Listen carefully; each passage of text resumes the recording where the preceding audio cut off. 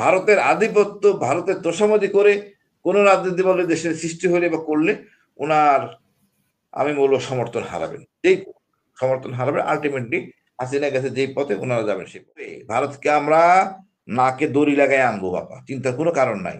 ভারতকে ভয় পাওয়ার কিছু নাই। আমরা তো ভারতের কোনো দান নিয়ে চলি না, নিজের টাকায় কিনি, পেঁয়াজ রসুন যাই কিনি, ওটা না কিনলেও চলবে।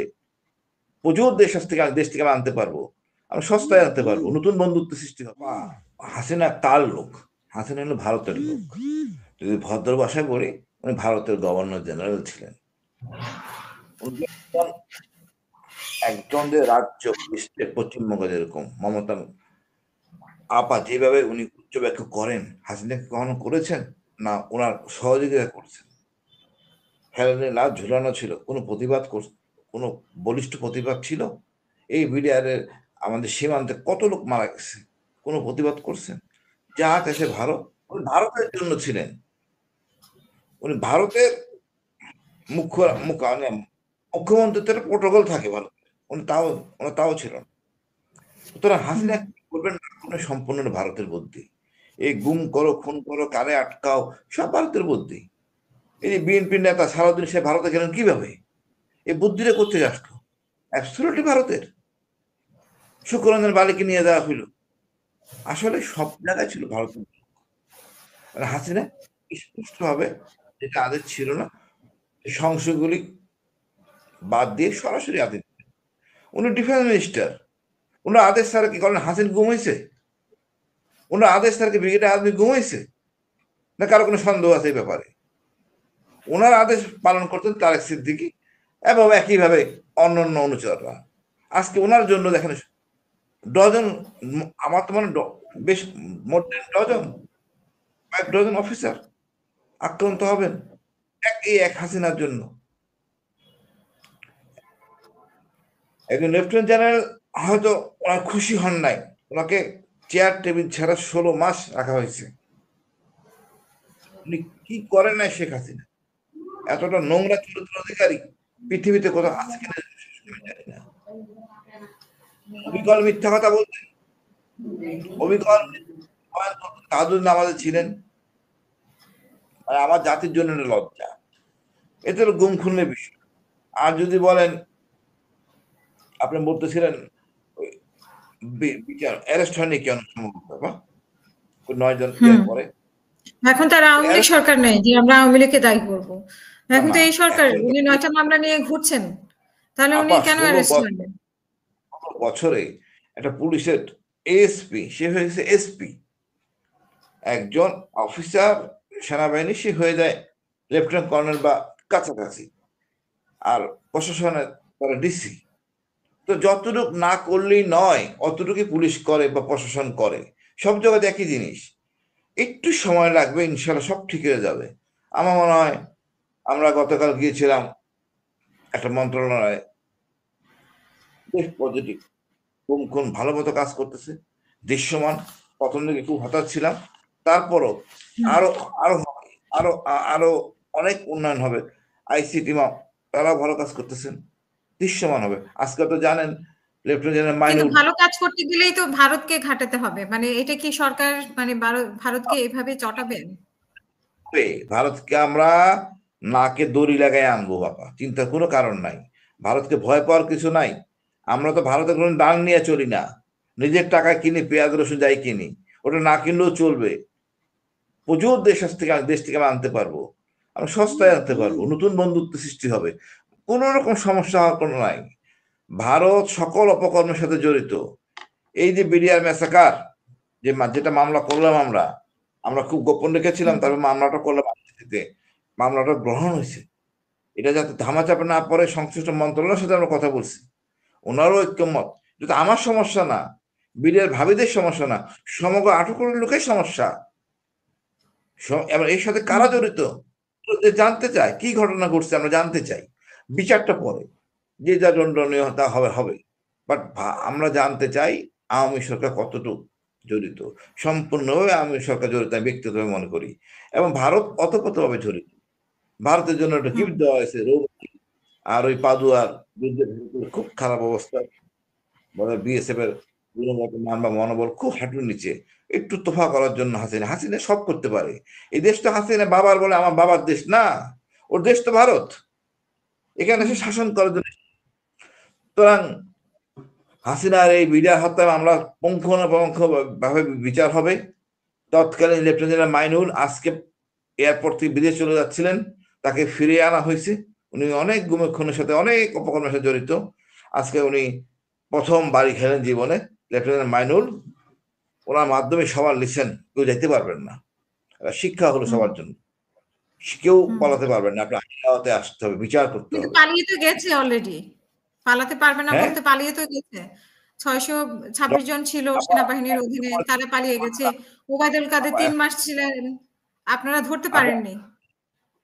আমরা ধরতে পারিনি না, কথা হলো রাষ্ট্রের অনেক যন্ত্র কাজ করতেছে না। আমি তো প্রায় 4.5 মাস এখন আমি বরখাস্ত। আশা করেন যে বিডিআর হত্যার বিচার হবে, গুম খুনের বিচার হবে। আমি এখনো বরখাস্ত, আমরা এখনো মুখ খুলি নেই। খুললে কেউ নিস্তার পাবে না, বাট আমরা তেমনটা চাই না। হোক ধীরে, অসুবিধা নাই, আমরা মাথায় একটা জিনিস রাখি, কেউ পার পাবে না, সবাইকে আইনের হাতে আসতে হবে। প্রধান হলেন ডক্টর ইউনূস। ডক্টর ইউনূস এমন একটা ব্যক্তিত্ব, ওই উত্তর মেরুতে যদি থাকে হাসিনার দলবল, তাকে ওখান থেকে উঠে নিয়ে আসা হবে, এবং কেউ পলাতে পারবে না, এই তার স্থিতিও পলাতে পারবেন না আপনি। আমি কোনো এক সময় বলবো বিডিআর কোনোভাবে একভাবের সাথে কথা বলবেন, কত নির্মম তাদের ইতিহাস দেশবাসী জানা উচিত। ইনশাল্লাহ সব দৃশ্যমান হবে, এবং আমরা আশাবাদী এই সরকার কাঙ্ক্ষিত মাত্রায় পৌঁছতে পারবে, এবং হত রাজনীতির বিরুদ্ধে সাথে বিভেদ থাকতে পারে, সেটা ভিন্ন ইস্যু। বাট আমাদের যাওয়া পাওয়া ন্যায় বিচার ইনশাল্লাহ প্রতিষ্ঠিত হবে ইনশাল্লাহ।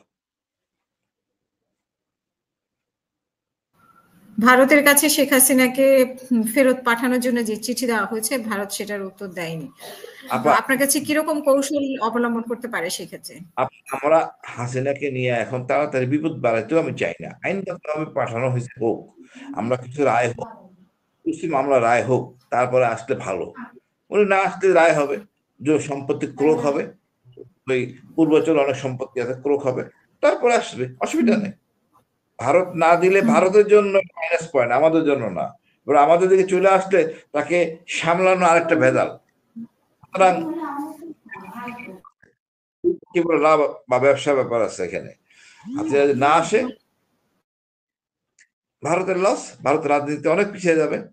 আসতে তাকে হবে, আর যদি আসে আমি মনে করি যে সামাল দেওয়া কষ্ট বা সামাল দেওয়া যাবে, সামাল দেওয়া কষ্ট, সামাল দেওয়া যাবে, খুব ডিফিকাল্ট কাজ না।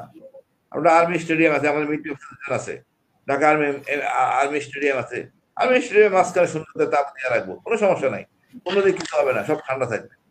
এখন আমি বেশ কট্টর, আমাদের উপদেষ্টারা খুব নরম এবং আইনের প্রতি শ্রদ্ধাশীল, আমি এমনটা না।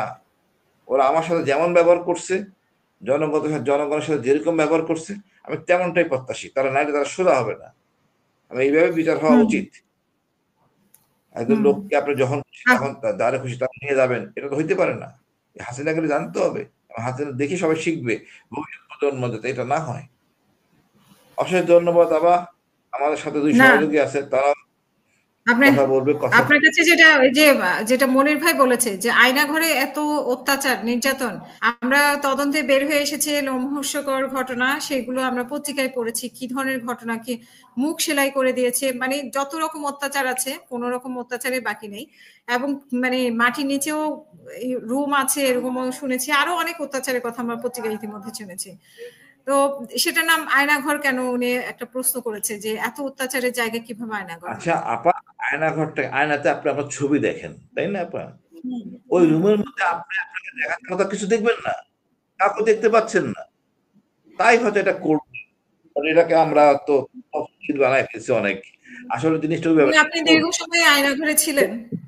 হ্যাঁ আপা, আয়নাঘরে তো আসলে কোনো ইংরেজি শব্দ নাই, মানে এই যে গুমদের রাখা হবে এর কোনো ইংরেজি শব্দ নাই। তা আমরা বলি অফিসার মেস, অফিসার থাকে অফিসার মেস, অফিসার কোয়ার্টার বা বাসা বাংলো কিছু একটা থাকতে হতো। বাট এই গুমদের রাখার জন্য তো কোনো ব্যবস্থা নাই।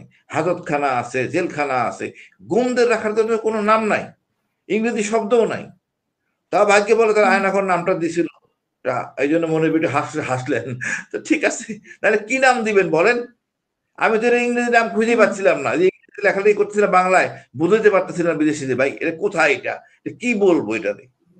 আমার মেয়ে দুইটা ইংরেজি দিল, এইভাবে বলা যায় কিনা, আমি কি এসব করে লাভ নাই, কি করা যাবে এটাতে? এটা তো অফিসার ছিল, অফিসার মেসে বলা যাবে না। যা হোক, একটা কিছু লেখো। বাট যেহেতু আয়নাঘর বলছে, এটাই হলো আমাদের মানে অনেক সময় অনেক বাংলা শব্দ ইংরেজি শব্দে রূপান্তরিত হয়, যেমন জমিদার, এরকম অনেক শব্দ আছে। আয়নাঘরটা আমাদের ইতিহাসে, বাংলার ইতিহাসে থাকবে। হাসিনার আয়নাঘর মানে গুমের জায়গা, গুম রাখা হয় যেখানে। আপনার কাছে শেষ প্রশ্ন আমার, যে জামাতের আমির আজকে বলেছেন যে শক্তিশালী দেশপ্রেমিক দুটি শক্তি আছে, একটি হচ্ছে সেনাবাহিনী, আরেকটি হচ্ছে জামাত। আপনি কি মনে করেন?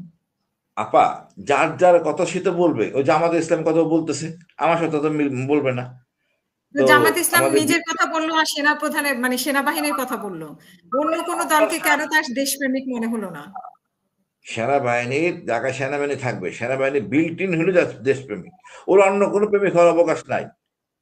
শত্রু আতঙ্ক হলে সেনাবাহিনী, সে দেশপ্রেমিক, তার সিলেবাস, কিন্তু বলার দরকার নাই তো।